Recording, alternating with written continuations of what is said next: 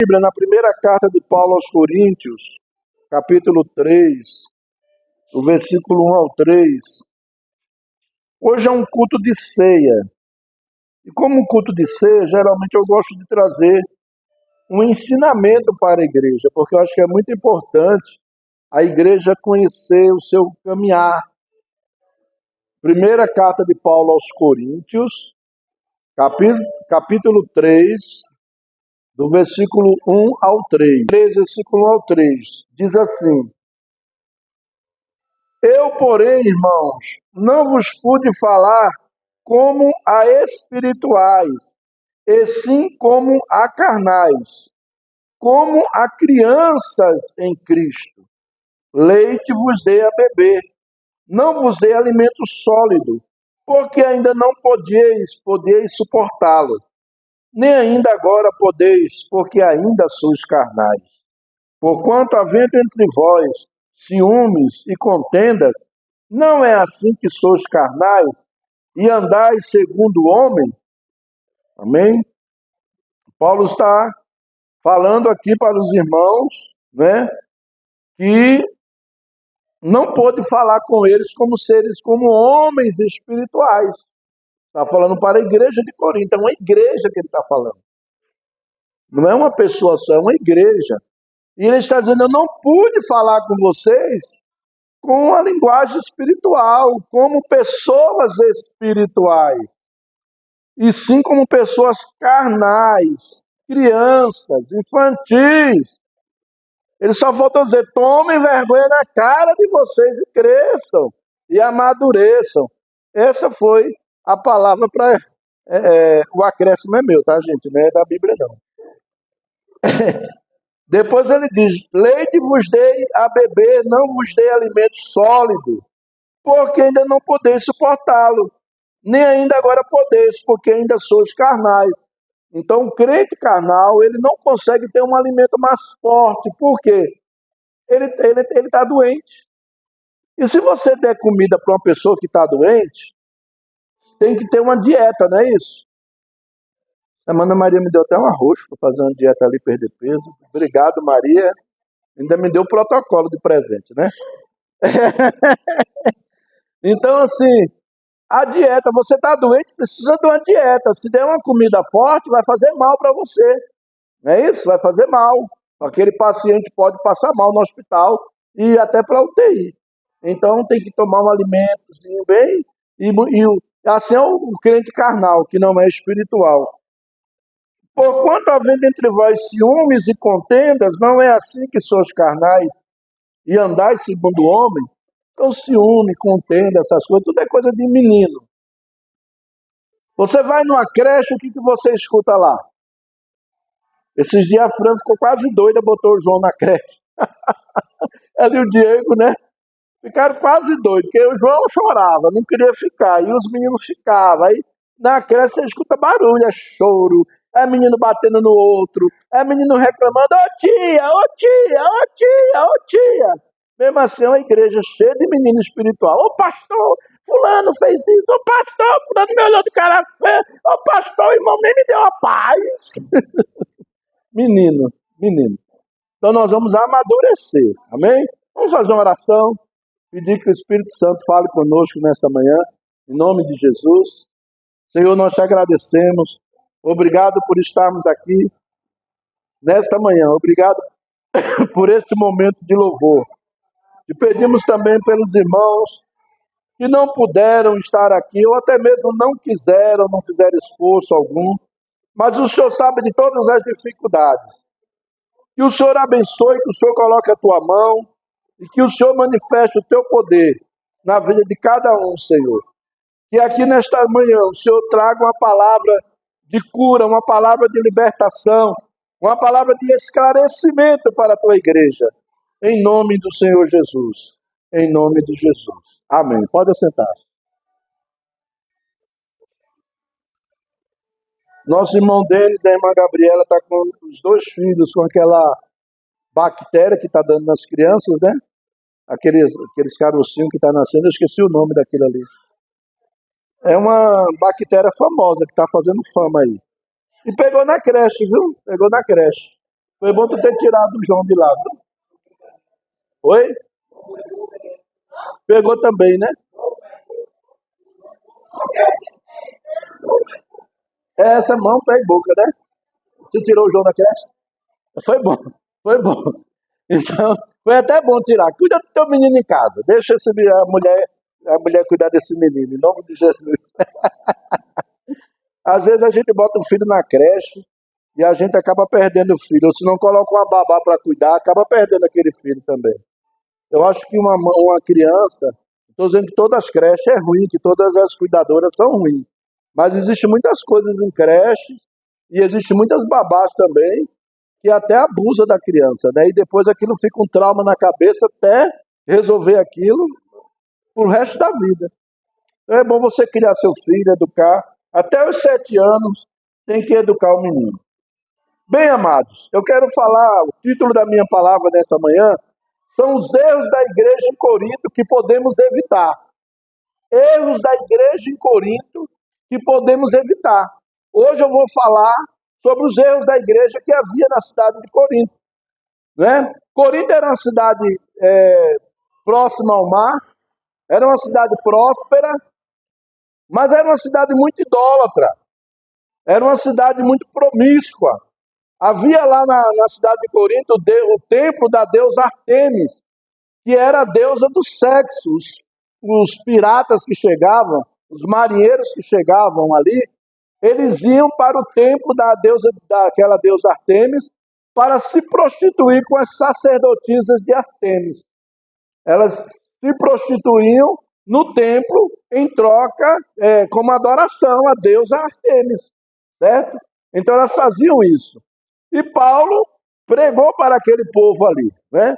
Então era um lugar muito promíscuo, era um lugar de muita sedução, de muita idolatria, de muita feitiçaria, de muita. é, todo tipo de promiscuidade que você possa imaginar havia naquela cidade de Corinto. Qual a vantagem em se estudar história? Eu sou professor de história, eu amo história. E eu, quando estou dando aula de história, eu faço meus alunos viajar no tempo. Uma vez um aluno chegou para mim e falou: professor, o senhor parece que o senhor tem, é daquela, parece que o senhor é daquela época lá, né? Parece que o senhor estava lá. Eu digo, é isso mesmo, eu quando conto a história, eu tenho que me investir da história. E uma vez a Elaine falou aqui, né? Pastor Gessé, o senhor parece que andou com Jesus, que o senhor começa a falar as histórias de Jesus. Mas eu gosto de história. E qual é a vantagem da história, de se estudar a história? Através do estudo da história, evitamos cometer os mesmos erros dos nossos antepassados. Epa, peraí, por aqui não. Isso aqui já fizeram, erraram, e eu vou evitar isso aqui. Então é muito importante conhecer a história. Estudar os erros da igreja no passado irá nos ajudar a não cometer os mesmos erros. Então vamos aprender com a igreja de Corinto. Hoje a igreja que nós pegamos para Cristo foi a igreja de Corinto, tá? Ela foi fundada por Paulo, recebeu grandes ensinamentos, inclusive no que diz respeito aos dons espirituais. Mas era uma igreja em que a maioria dos crentes eram carnais, pois havia entre eles divisões, vícios, imoralidade, banalização dos dons, negligência na liturgia de adoração e concepções erradas sobre a ceia do Senhor. Nós vamos, nesse momento, falar sobre isso. Em primeiro lugar, eu quero falar sobre as divisões que havia na igreja de Corinto. No primeiro capítulo, no capítulo 1 da primeira carta, do versículo 10 ao 13, ele diz assim: rogo-vos, irmãos, pelo nome de nosso Senhor Jesus Cristo, que faleis todos a mesma coisa, e que não haja entre vós divisões, antes sejais inteiramente unidos, na mesma disposição mental e no mesmo parecer. Pois, a vosso respeito, meus irmãos, Fui informado pelos da casa de Cloé de que há contendas entre vós. Refiro-me ao fato de cada um de vós dizer: eu sou de Paulo, e eu sou de Apolo, e eu de Cefas, e eu de Cristo. Acaso Cristo está dividido? Foi Paulo crucificado em favor de vós? Ou fostes porventuras batizados em nome de Paulo? Primeira coisa que havia na igreja, que Paulo confrontou, Paulo repreendeu, era que havia divisões. Essa tietagem que tinha, uns tinham tietagem, eu prefiro Paulo, eu prefiro Apolo, eu prefiro Pedro, né? Meus irmãos, na casa de Deus a gente não tem que ter preferência por ninguém. Todos são iguais. Se um tem um dom para pregar, para ensinar, é bem-vindo. Outro tem um dom para pregar, é bem-vindo. Outro tem um dom para profetizar, é bem-vindo. Todos somos úteis na casa de Deus. Ninguém é inferior a ninguém. Ninguém é melhor a ninguém. Aí eu não gosto. Quem vai pregar hoje? Quem vai pregar hoje é o pastor Gessé? Não vou não. Não vou no culto não, porque hoje ele vai pregar. Quem vai pregar hoje é a pastora Nilva? Não vou não. Quem vai pregar é a pastora Cláudia? Não vou não. Então tem pessoas que ficam escolhendo, né? Pessoas, escolhendo líderes, tietando, né? E Deus não se agrada disso. Deus não se agrada dessa tietagem no meio cristão. Isso não é certo, entendeu? Isso não é certo. E isso traz divisões para a igreja. Isso começa a surgir facções dentro da própria igreja. E aí começa a igreja não pensar do mesmo modo. Você vê, eu estou começando sua nova vida em Cristo numa célula e na outra célula. O mesmo estudo que tem numa célula, tem na outra. Para quê? Qual é a finalidade? Para que todos nós possamos pensar do mesmo jeito. Não adianta você querer andar diferente, andar fora, porque você não vai nem saber o que está acontecendo. O pastor falou de crente carnal. O que é isso? Misericórdia, será que é açougue? Né? Porque não conhece. Agora, se você está no discipulado, você vai saber o que é o crente carnal. Certo? Nós precisamos estar unidos na mente, mentalmente unidos. Nós fazemos uma campanha, graças a Deus. Deus tem dado resposta para muita gente aqui nas campanhas que nós temos feito. Deus tem dado resposta. A gente não fica badalando, gritando, se amostrando, mas Deus tem feito. Quinta-feira a gente vem para cá, se reúne, ora, apresenta os pedidos ao Senhor e Deus tem feito. Quantos aqui já receberam bênção nas nossas campanhas de quinta-feira? Quantos aqui já receberam? Eu mesmo recebi, né? Então todos nós recebemos bênção, mas precisamos estar com o mesmo pensamento, até mesmo para orarmos, né? Eu não posso ter diferença com o irmão, porque eu vou orar por ele. Não, tomara que Deus não abençoe. Não, quero que Deus abençoe a todos, em nome de Jesus. Temos que estar unidos na palavra, concordância, sem partidarismo. É isso que Deus quer, que nós estejamos em concordância, sem divisões. Somos um corpo, estamos andando com o mesmo objetivo, estamos indo para o mesmo alvo, estamos buscando as mesmas coisas, né? Em nome de Jesus. Em segundo lugar, por incrível que pareça, era uma igreja cristã, mas havia crentes viciados lá dentro, sabiam? Crentes que eram membros da igreja, eram viciados.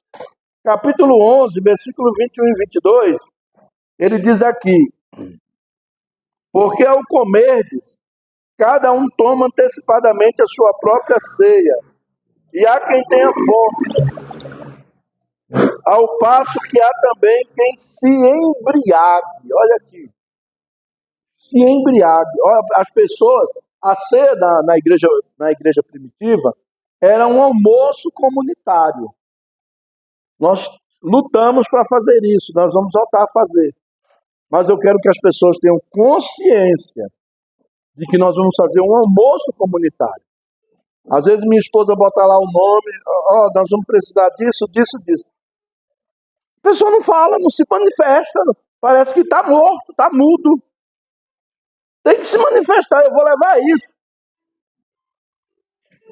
Eu vou levar isso aqui. Por quê? Porque no dia temos que estar todos reunidos lá.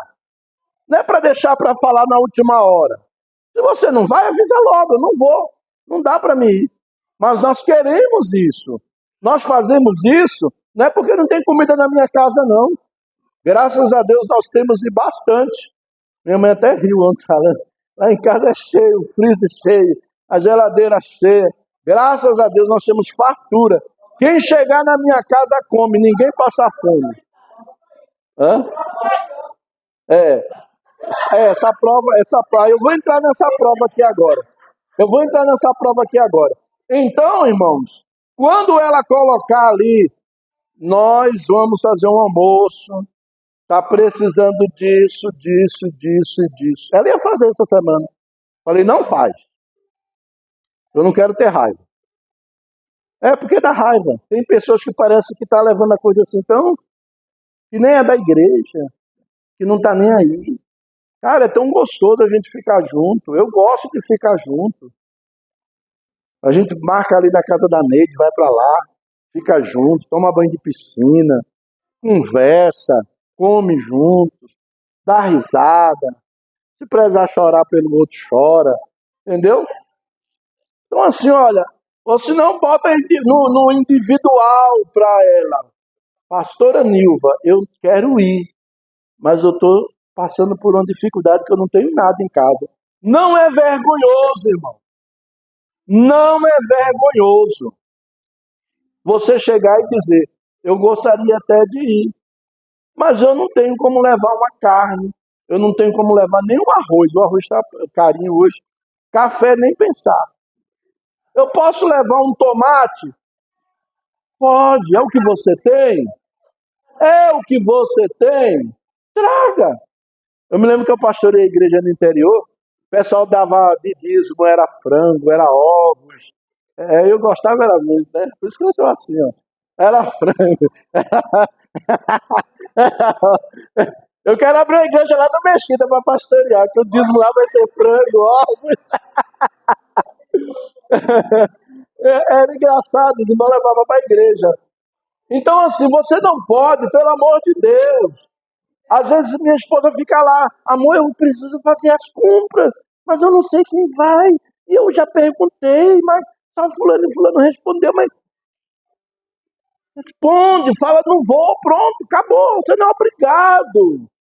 Nossa igreja, nós temos uma coisa boa que eu aprendi com Deus. Eu não obrigo ninguém a fazer nada, obrigo? Tem alguém aqui que faz alguma coisa obrigado? Ninguém. Você quer cantar? Canta, não quer cantar? Problema seu. É você com Deus. Entendeu? Então eu não vou obrigar ninguém a fazer nada. Eu acho que isso é o reino de Deus. Pastor tem que obrigar. Irmão, você não quer, vai ser disciplinado, vai ser excluído. Não. Não. Vamos fazer. Eu acho ótimo estar junto com os irmãos. Eu não sei se vocês gostam de estar comigo, mas eu gosto de estar com vocês. Vamos comer junto, vamos ficar juntos, né? Aí um traz uma salada, um traz um feijão tropeiro, um traz uma macarrão, oh, glória a Deus, uma macarronada, estou quase falando de língua. Outro traz um frango bem feito, um frango caipira. Outro traz um mocotó, aí mãe fica se babando.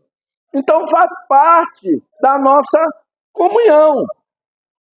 Então nós vamos voltar a fazer, mas eu queria que, pelo amor de Deus, vai ser no domingo o almoço? No máximo até sexta-feira você diga se vai ou se não vai, pelo amor de Deus. Ah, não, vou comprar individual. Também não, você vai dar, ela já está fazendo o cálculo ali, que é para, às vezes tem pessoas, irmãos, preste bem atenção, tem pessoas às vezes que não tem condição de levar. E a gente não vai sair dizendo aqui para ninguém o nome de quem não tem condição de levar, não. Então essa contribuição que você deu vai ajudar a outro que vai poder ir também. E sobra. E outra coisa, você ficar preocupado não, que eu não vou levar para minha casa não. Levo, claro, se está sobrando. Mas quem quiser levar, pode levar sua marmitinha, não tem problema. Você vai pro almoço, terminou, tá lá, sobrou. Ó, eu vou fazer a marmitinha, vou levar para casa, não é pecado. Tá bom? Tá, ali tá sobrando, todo mundo já comeu, já saciou. Pode levar, não tem problema. Mas pelo amor de Deus, eu suplico em nome de Jesus. Oi? Que traga a marmita para levar. É isso mesmo. Traga a marmita para levar, leve seu maiô, leve sua toalha, leve seu sabonete, né, para tomar seu banho lá se precisar. Mas, pelo amor de Deus, não fica... eu não sei se eu vou tomar banho de piscina. Ah, decidi. Tem um maiô aí? Tem uma toalha aí? Oh, meu irmão, se você não está decidido, leva. Porque se você decidir na hora, você toma banho. Né? Porque além da irmã emprestar a casa, ainda vai ter que emprestar o maiô, emprestar a toalha, emprestar não sei o que, não sei o que, não sei o que. Pronto. Aí sai e deixa a bagunça para ela? Não. Hã? Não estão devolvendo, não? É? O que não chegou? Ó, amor, tá falando lá da vasilha. Amém, irmão? Isso é que eu estou falando com respeito a nós estarmos juntos, a nós comermos juntos. Mas havia na igreja os comelões, aqueles que saíam na frente, separava as panelinhas, aqueles que levavam, vamos supor, peru, né? As comidas mais sofisticadas, os ricos da igreja se reuniam à parte. Os que levavam ovo, sardinha, ficavam à parte. Aí o que acontecia? Eles comiam ali isolado e desprezavam os irmãos mais necessitados. Desprezavam aqueles que não tinham condição de levar algo melhor. Então aqui nós resolvemos essa parada, é assim, ó. Faz a relação, vai gastar tanto, cada um dá tanto. Acabou, morreu o assunto. Não tem perigo de ninguém levar nada melhor do que o outro. Havia no começo da igreja, quando a gente fazia, tinha algumas pessoas aqui que iam na frente e comia tudo, não estava nem aí para quem estava depois dele. Aí eu dei umas broncas, melhorou. Melhorou, porque eu dou bronca mesmo, estou nem aí. Eu falo mesmo, chamo e falo. Então agora sim, faz mais decentemente. Primeiro as crianças, dona Laura, minha mãe, que são crianças, né? E depois vai eu que sou ancião, já sou ancião, já sou prioridade. As crianças, né? Primeiro as criancinhas, os bebezinhos. Faz a comida dos bebês, os idosos. Depois a galera vai e pega. Pega o seguinte, eu vou pegar uma quantia que se sobrar eu como mais. Se não sobrar, amém, graças a Deus.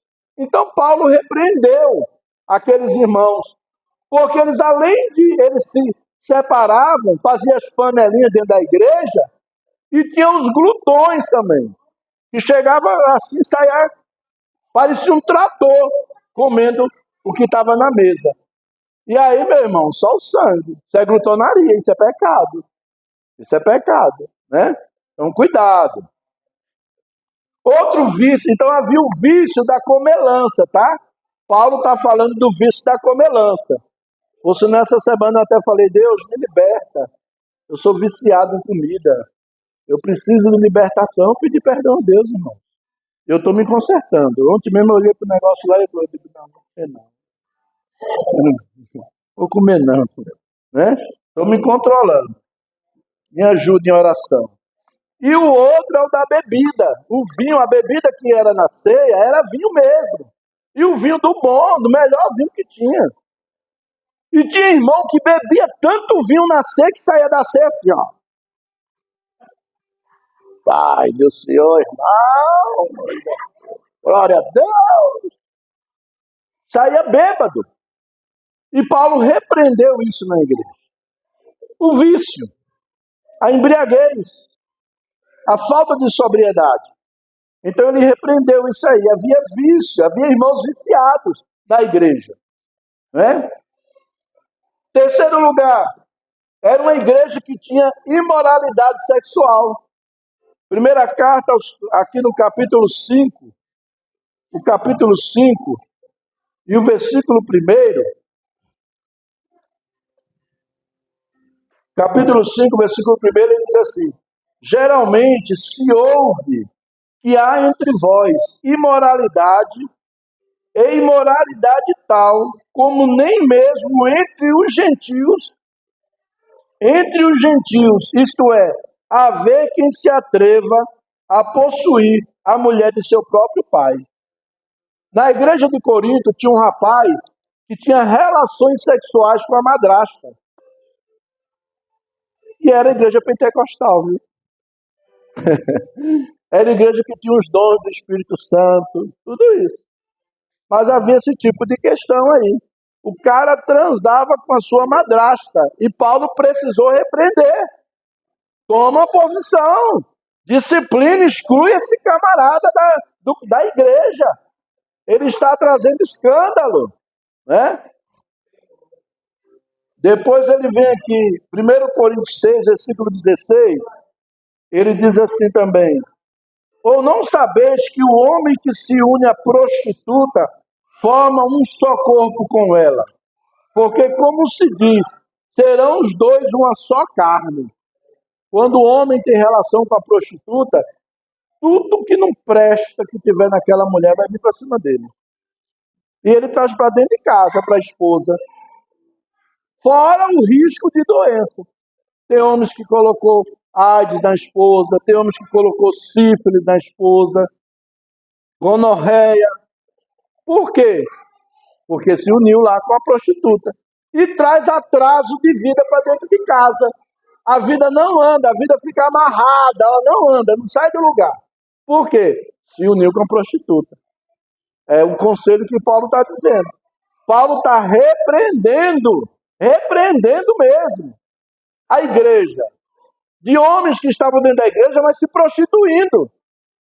Tem gente que fala, você não é casado. Cara, não tem nada a ver uma coisa com a outra. Eu já vi igrejas que dizem que os irmãos não podem tomar ceia porque é amigado, mora junto. Não é. Você mora junto, você é fiel um ao outro. Tantos anos que vocês estão juntos. Tem o mesmo direito do casado, o mesmo direito.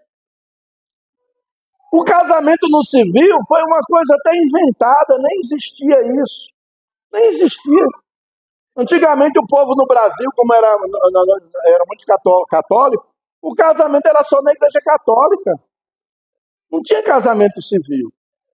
O casamento civil veio surgir por causa da igreja congregacional, que é uma igreja da Reforma Protestante, que reivindicou na justiça o casamento civil para que os casais tivessem direito a bens. Porque às vezes o filho de um cidadão rico, de um nobre, casava com uma moça pobre, e quando ele morreu, os pais não aceitavam o casamento. Aí falava com o padre: ó, padre, nós não aceitamos esse casamento e o senhor não vai casar meu filho. O padre não casava. O padre não casava. Então aquele casal ficava sem o casamento, sem a bênção conjugal. Quando aquele moço morria, aquela mulher não tinha direito a nada, nem os filhos. Então a igreja congregacional fez com que surgisse essa lei, reivindicou e tem essa lei. Hoje, se você morar junto com a pessoa, você tem direito à pensão. Sabia que agora saiu uma lei que até o menino tem pensão até do padrasto agora? Fala pro Guilherme não, viu? Saiu uma lei agora que até o padrasto, você pode receber a pensão do seu padrasto, se ele morrer. Se uma mulher morar com um homem, ela tem o mesmo direito de uma casada, tem o mesmo direito juridicamente. Uma moça ficou noiva de um rapaz, e ele acabou noivado depois de 6 meses. Ela botou ele na justiça. E ela ganhou o processo. Sabe por quê? 6 meses de impedimento de vida. Ele atrapalhou minha vida durante 6 meses. Eu quero cobrar isso aí na justiça. E ela recebeu, ganhou. Então, por que a gente vai ficar preocupado? O casal que mora junto está em prostituição. Não está em prostituição. Prostituição é outra coisa. O que é prostituição? Sexo com pagamento. Eu estou comprando sexo. Se você for no dicionário, você vai ver que prostituição é o sexo pago. Eu paguei para ter sexo, né? Então isso que é prostituição. Mas o casal mora junto. Quem fez o primeiro casamento da Adão e Eva? Foi Deus. Tinha cartório lá, tinha juiz, tinha padre, tinha pastor, tinha ninguém. Os homens do Antigo Testamento, quando casavam, entravam na tenda, pronto. Tinha relação, já saía casado, já era casado já. Você está entendendo? Então são leis, muitas vezes, que são impostas, né, juridicamente. Então não fique preso a isso. Tem jeito, eu não vou ser não, porque eu sou amigada. Eu tinha uma irmãzinha lá no Recife, que ela morou 40 anos de crente. Não podia ser a mulher uma benção. Deus usava ela em profecia e tudo. Mas não podia casar porque era amigada. E o velho ruim, meu Deus do céu. Teve uma hora que eu até pequei no meu pensamento, que eu pensei, por que o senhor não matou esse velho, gente? Porque a igreja lá não aceitava ela tomar ceia, porque ela não era casada civilmente. A irmã profetizava, cantava no coral, mas não podia tomar ceia, gente. Ela podia ir para o céu, será? Porque por eles, uma vez eu perguntei para uma pessoa que veio aqui na igreja, que não ia tomar ceia porque estava amigada. Eu falei, se você morreu, você vai para onde? Para o céu. Então pronto. Se você vai para o céu, por que te impede de tomar ceia? Não é interessante? Então são coisas que as pessoas colocam na cabeça das outras. São ensinamentos que não são bíblicos, são antibíblicos. Doutrina de homem, conceitos de homem. E nós não podemos ficar presos a essas coisas. Não podemos, nós temos que sair fora disso e andar na palavra de Deus. Uma vez, eu me lembro, o Gerson falou de Dona Terezinha aí, teve um batismo, Dona Terezinha lá olhando, aí eu queria tanto, chorando, eu queria tanto me batizar, eu falei, e por que não batiza, velho? Eu chamava ela assim de velho, né? Por que não batiza, velho? Aí ela falou assim, pastor, eu ainda estou fumando. Eu digo, o problema é esse, hein? Cavar, vestir a bata, vamos lá, vamos batizar. Meti ela no tanque, batizei. Quando ela chegou em casa, depois ela falou para mim, ela chegou em casa, pegou o cigarro, falou, o quê? Você vai dominar a minha vida? Fica aí no seu lugar que eu vou cuidar da minha vida. Às vezes, tem uma coisinha só, amarrando a vida da pessoa, e o pastor, em vez de ajudar para abrir o caminho, ele fecha. Jesus disse que os fariseus, eles nem entravam na porta e ainda atrapalhavam aqueles que queriam entrar no reino. Isso é farisaísmo. Nem entra e ainda fica na porta atrapalhando os que querem entrar. Olha o pregadorzinho do futuro, em nome de Jesus. Havia imoralidade, mas a imoralidade que havia era imoralidade mesmo, não é o que o pessoal acha, conceito de homens, não. Quarto lugar, banalização dos dons. 1 Coríntios capítulo 14, 1 Coríntios capítulo 14, versículo 27 ao 33, diz assim: no caso de alguém falar em outra língua, que não sejam mais do que 2, ou quando muito 3, e isto sucessivamente, e haja quem interprete. Um erro muito grande no meio pentecostal. Todo mundo quer falar a língua de uma vez. E a Bíblia diz que fale 2 ou 3 e alguém interprete.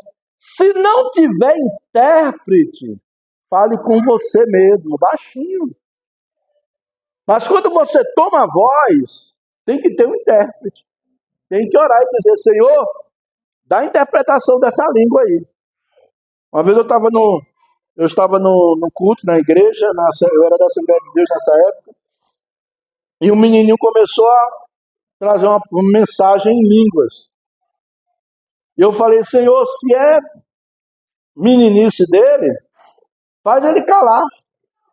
Mas se não for, me dá a interpretação do que ele está falando. Na hora Deus me deu a interpretação. Eu peguei o microfone e interpretei para a igreja o que aquele menino estava falando em línguas. Que Deus, o pastor é poliglota. Não, sou não. Até hoje eu luto para aprender inglês. Aprendo, desaprendo, espanhol, aprendo, desaprendo. Né? Mas o Espírito Santo que deu a interpretação na hora. Então, se tiver alguém, todo mundo pode falar em línguas, claro, na sua Mas se alguém sobressair a voz em língua, tem que ter um intérprete. Se não tiver um intérprete, abaixa o tom da sua voz e continua falando em línguas baixinho para você e Deus. Porque tem a oração em línguas e tem a profecia em línguas, a mensagem que é em línguas. Essa é para a igreja, para a edificação da igreja. Amém? E a Bíblia diz que quem fala em línguas edifica-se a si mesmo. A si mesmo. Né? Só que havia uma banalização dos dons. Né? Depois ele diz aqui: mas não havendo intérprete, fique calado na igreja, falando consigo mesmo e com Deus. Tratando-se de profetas, falem apenas 2 ou 3, e os outros julguem. Olha, tem gente que diz assim, não pode julgar a profecia. Pode sim. A palavra de Deus está mandando eu julgar. Eu tenho que julgar a profecia. Eu não vou aceitar tudo que é profecia que dão para mim. Tem pessoas que estão profetizando até falando a verdade, mas ela está com espírito de adivinhação. Eu já botei a mão na cabeça de profeta que caiu endemoniado na minha frente. E começou a dar gargalhada. E disse, é assim que eu faço, engano os crentes. Eu digo, você enganou até agora, mas agora você não vai enganar mais não. A pessoa era profeta, conceituado, bem conceituado. Aí quando eu dei, tá lá, isso que eu te digo, isso que eu te falo. Botei a mão na cabeça, pof! Caiu, diz o teu nome. Aí falou o nome dele. Espírito de engano ali, manifestado. Cuidado, você tem que ouvir profecia, mas tem que saber qual é a fonte. A pessoa, mas tudo que a pessoa fala acontece. Claro, o diabo vai dar alguma coisa para você, ele vai falar alguma coisa, ele vai trabalhar para acontecer, que é para você acreditar naquilo. Cuidado. A fonte pode ser de Deus ou pode ser do diabo. Então você não vai julgar o profeta, a pessoa. Ah, mas Deus está usando a Fran. Sei não, viu? Sei não. Não julgue a Fran. Julgue a profecia que ela entregou. Essa profecia tem base bíblica? Está fundamentada nas Escrituras? Toda profecia tem que estar fundamentada na Bíblia. Se estiver fora das Escrituras, rejeite, porque não provém de Deus. Não provém de Deus. Rejeite mesmo, né? Então tem que julgar a profecia. Eu ensino para os irmãos da igreja julga, vê se tem fundamento, né? Porque tem pessoas, eu fiz parte de um lugar onde tinha aquelas irmãs que iam para o ciclo da oração, saía para fazer visita na casa dos irmãos, a comissão de visita, e ficava sabendo da vida dos outros. Começava a fofocar, e quando chegava no ciclo da oração, começava a profetizar a vida das pessoas. Eu vi muito isso, irmão. Vi muito isso. Então eu tenho a pulga atrás da orelha. Então tem que ter muito cuidado. E outra coisa, você não pode se dirigir por profecia. Profecia é só para confirmar aquilo que o Senhor já está falando com você. Deus está falando uma coisa contigo, mas você está na dúvida, aí Deus vai usar um profeta para confirmar. Só isso. Mas profecia para casamento. É isso que eu te digo, tu vai casar com fulano. Tu vai sair dessa igreja, é tudo a carnalidade. Pode rejeitar. Não existe profecia para mandar ninguém sair de igreja, para mandar ninguém casar com ninguém, profecia para mandar ninguém mudar de cidade. Não.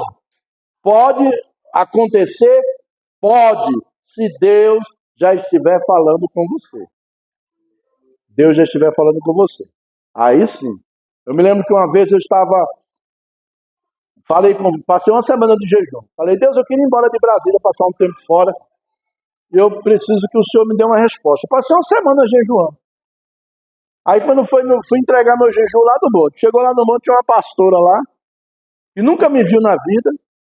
E eu fui para um monte de camiseta regata, de chinelo no pé, de bermuda, para ninguém saber que eu era pastor. Porque chega que é pastor, já começa, eis meu servo, não sei o que, eu já fico na minha, né? Aí eu fui bem assim, bem despachado mesmo. Quando eu botei o pé no monte, aí a mulher olhou para mim e começou a rir. e falou: pastor, Deus manda lhe dizer que tem uma obra para o senhor fazer lá no Nordeste, no meio da sua família. Eu digo: ai meu Deus, Recife, não quero nem. Nesse tempo eu ainda estava com muito trauma do Recife. Aí eu tentei fugir, fiz que nem Jonas, né?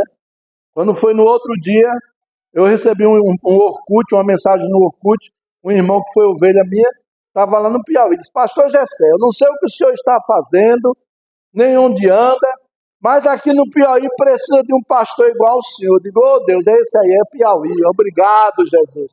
Obrigado, não é Recife, não, é Piauí. Eu fui para o Piauí. Aí fui para o Piauí, tá, fiquei lá. Deus fez algumas coisas lá maravilhosas, fez. Mas Deus me queria no Recife. Aí quando foi um dia, uma pastora que minha avó estava vindo da igreja dela, me convidou para pregar lá, eu fui lá pregar, mandou minha passagem e tudo, eu peguei e fui pregar. Quando eu estava lá pregando, Deus fez um mover tremendo. Depois que Deus fez aquele mover, Deus falou comigo assim: é aqui que eu quero você. Eu digo: é Jesus. Eu tremi nas bases. Aí pronto, quando eu estou lá na casa da minha mãe, chega o meu irmão cheio de cachaça, de maconha, de tudo que não prestava, né, mãe? Pedindo dinheiro para minha mãe, pedindo dinheiro para minha avó, e elas não deram, ele ficou bravo, ficou xingando todo mundo lá. E na hora que ele estava xingando, que ele estava naquele pega para capar, Deus me deu uma ousadia, uma autoridade. Tinha um quadro assim com a foto dele na parede. Eu peguei aquele quadro quando ele trabalhou na CIA de segurança, ele era bem forte, né? E ele com os filhos dele, com aquele Sebastian, que fazia propaganda, né? Use e abuse CIA. Peguei aquele quadro, puxei assim, meti na cara dele e falei: ó, esse aqui é meu irmão, esse lixo aí não é não. Mas esse aqui é meu irmão. Aí ele, pô, se ajoelhou: meu irmão, ora por mim. Comecei a orar, meu irmão vomitou um monte de porcaria. E no final vomitou um lodo, uma lama, não foi, mãe? Uma lama verde, esquisita. E minha irmã estava desviada naquela hora. Na hora ela tem visão, né? Veja só, eu estou vendo um homem de capa preta, com chapéu preto, com a camisa vermelha, e disse que não vai deixar ele, não. Não vai deixar agora, em nome de Jesus. Sai daqui, expulsei. Graças a Deus, Deus libertou o meu irmão. A obra que Deus queria fazer era essa: libertar o meu irmão. E me curar dos traumas que eu tinha do Recife. Eu tinha uns traumas assim que eu não queria nem ouvir falar no Recife. Minha mãe pergunta: tem saudade? Eu digo: não tenho, não vou mentir dizer que eu tenho saudade, eu não tenho. Tenho saudade das praias. Aí eu sim, de tomar banho de praia. Mas de morar lá não tenho, não. Não vou mentir, né? Eu passei muita coisa que desagradável que eu não gosto de lembrar. Mas Jesus me levou só para me curar desses traumas que eu tinha naquele lugar. Então a profecia, Deus já tinha falado comigo, eu tinha colocado o propósito, Deus já tinha falado comigo, eu queria só uma confirmação. E Deus usou a profeta lá para confirmar aquilo que Deus já estava falando comigo. Então Deus vai fazer isso. Mas não fique procurando se dirigir sua vida. Eu vou lá na irmã Maricotinha para ouvir se eu saio do emprego ou não. Não vá não, pelo amor de Deus, fale com Deus. Aí eu vou lá no irmão Chiquetinho para ver se o irmão tem uma profecia para mim. Não faça isso. Deixe Deus falar com você. Quando Deus quer falar com a gente e usar um profeta, Ele manda até na porta de casa. Ele manda até na porta. Deus já mandou tantas vezes para mim, na minha porta, para falar comigo. Então não fique correndo, porque você pode prejudicar a sua vida. Banalização dos dons. E a palavra de Deus diz: profetize um, depois outro e outro, um após o outro. Se eu estiver pregando e um profeta se levantar, ele tem que esperar eu terminar de pregar para poder profetizar. Se ele profetizar, não é Deus. Porque Deus não é desordeiro, Deus é de ordem. O profeta levanta aqui, outro levanta. Não. Todo mundo que é profeta, quando vem o espírito da profecia na igreja, todas as pessoas que têm um dom profético, elas vão receber a mesma mensagem. Então um levanta, entrega, fica quieto, o outro levanta, entrega, o outro... E você vai ver que vai ser a mesma coisa. Eu não vou entregar. Se eu não entregar a mensagem, Deus vai me esfolar. Deus vai matar meu filho. Deus vai me botar no hospital. Mentira, isso é mensagem diabólica. Se você não entregar a mensagem, Deus vai usar outro. Deus pega, traz um espírito de profecia, aí a minha esposa recebe uma mensagem, mas ela não quer entregar. A Cência recebeu também a mensagem. Aí Cência é mais afoita, vai entrega, abre o bocão e fala a mensagem. Pronto, resolvido o problema. Deus falou na igreja. Se eu não entregar a mensagem, o que vai acontecer comigo? Você sabe? Eu vou vir enferrujar. E vai chegar um momento que eu não vou mais profetizar. Porque Deus veio e eu resisti. Deus entregou a palavra para eu entregar para a igreja. Deus me deu o dom para eu falar e eu não falei. Simplesmente Deus vai parar de me usar naquele dom. Eu vou enferrujar, vou ficar encalhado. E depois não adianta eu reclamar. Mas a igreja de Corinto havia um abuso dos dons espirituais. Havia uma banalização dos dons. Isso não é bom, isso faz mal, isso prejudica a igreja. Né? Eu não gosto dessas pessoas que vêm entregar mensagem cochichando. Eu não gosto. Não vem entregar mensagem para mim cochichando. Porque essas pessoas são fofoqueiras. Elas jogam um contra o outro dentro da igreja. Elas jogam um pastor contra o outro. Elas jogam um membro contra o outro. Entendeu? Tem gente que é assim. Recadinho do seu. Que recadinho? Deus não é moleque de recado. Deus, quando quer entregar, entrega uma mensagem mesmo e acabou. Amém? Em nome de Jesus. Depois nós vimos aqui, por último, a negligência na liturgia. Havia uma negligência na maneira de cultuar a Deus. Cultuar de qualquer jeito. O que é a liturgia? Liturgia é a forma que é a condução de um culto. A igreja presbiteriana tem uma forma de cultuar. A Assembleia de Deus tem uma forma.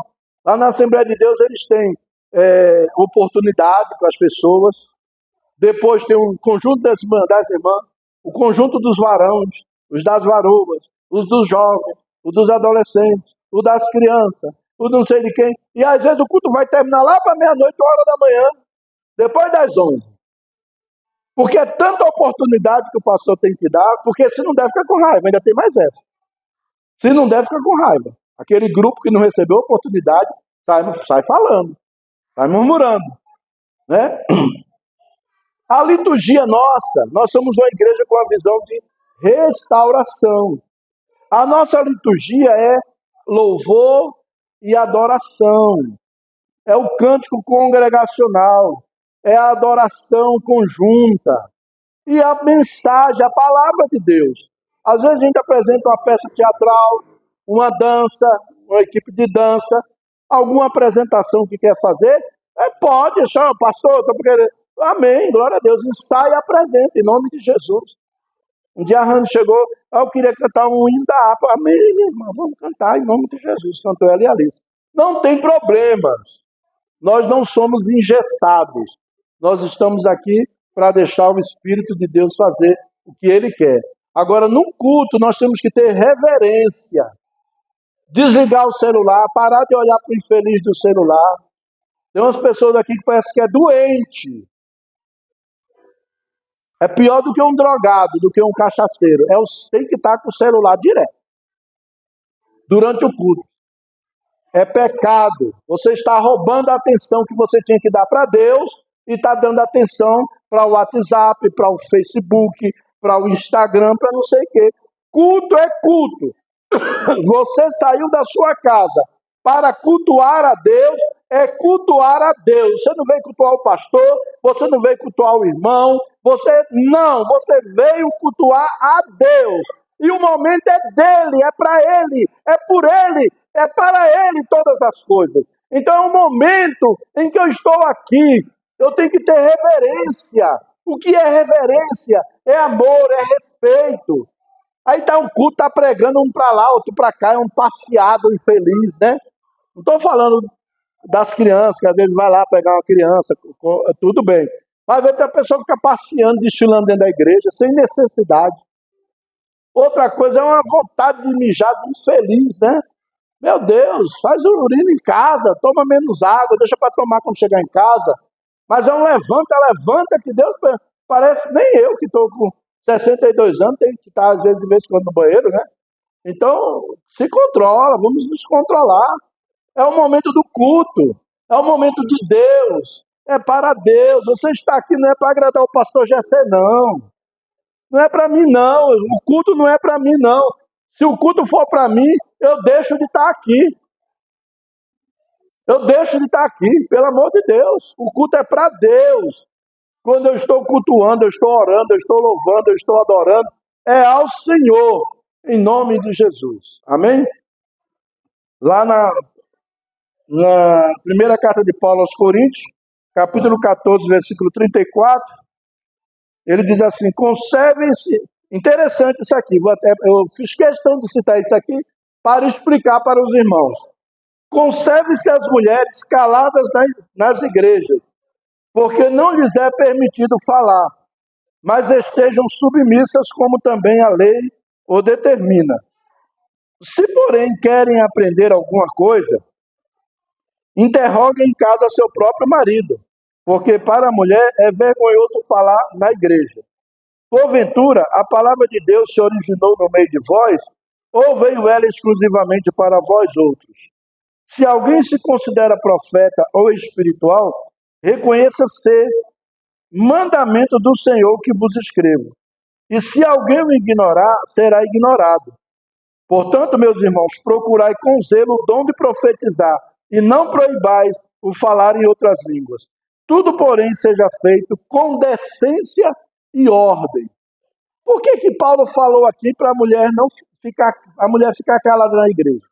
Então a mulher não pode pregar mais, tem algumas igrejas que a mulher não prega, que a mulher não dá testemunho, que a mulher não faz nada na igreja.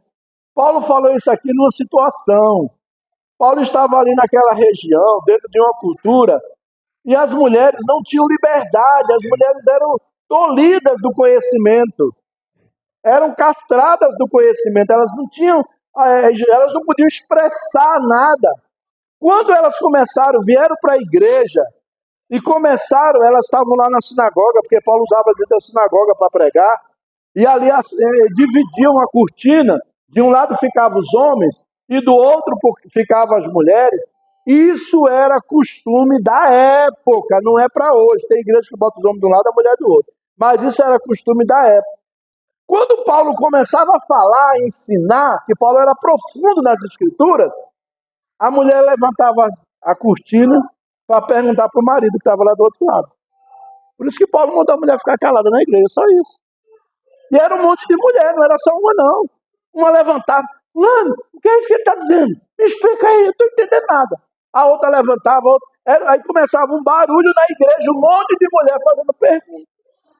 Aí Paulo pediu que as mulheres não falassem, fique quieta. Pergunta em casa para o teu marido, pelo amor de Deus. Porque estava atrapalhando o culto. Só isso. Paulo não proibiu a mulher de pregar, não proibiu a mulher de ensinar, não proibiu a mulher de fazer nada na casa do Senhor. A mesma liberdade que o homem tem, a mulher também tem. A palavra de Deus diz que em Cristo não há servo, não há escravo, não há livre, não há homem, não há mulher, todos somos um em Cristo Jesus. A nova aliança que foi gerada é para todos nós, e nós agora podemos, em Cristo Jesus, temos liberdade, em nome de Jesus. A mulher hoje não pode ser inferiorizada. O Evangelho trouxe libertação para as mulheres. Trouxe libertação. Se você não sabia, quem trouxe a libertação para as mulheres foi o Evangelho. Porque as mulheres antigas, até as gregas, os gregos, eles tinham uma restrição com mulher. Uma mulher que era filósofa não era muito bem vista. Uma mulher que adquiria conhecimento. Então o Evangelho trouxe a libertação. Paulo só pediu para a mulher ficar calada nesse momento, na hora do culto, para não bagunçar, para não fazer barulho, para não atrapalhar a mensagem. Amém? Em nome de Jesus. Então hoje, meus queridos, o que eu quis trazer para a nossa igreja foi uma palavra de ensino, uma palavra doutrinária, né? Ensinar a igreja como se conduzir, como andar na presença de Deus, em nome de Jesus, e que nós possamos receber essa palavra, em nome de Jesus. Quem recebe essa palavra, dê um aplauso para o Senhor, em nome de Jesus. Aleluia, aleluia, glória a Deus. Nós vamos agora celebrar a nossa ceia, em nome de Jesus. E como eu já falei para vocês, a partir do mês que vem, nós retornaremos com a nossa ceia comunitária, onde todo mundo come junto, fica junto, né? Toma um banho de piscina, dá risada, joga dominó. O pobre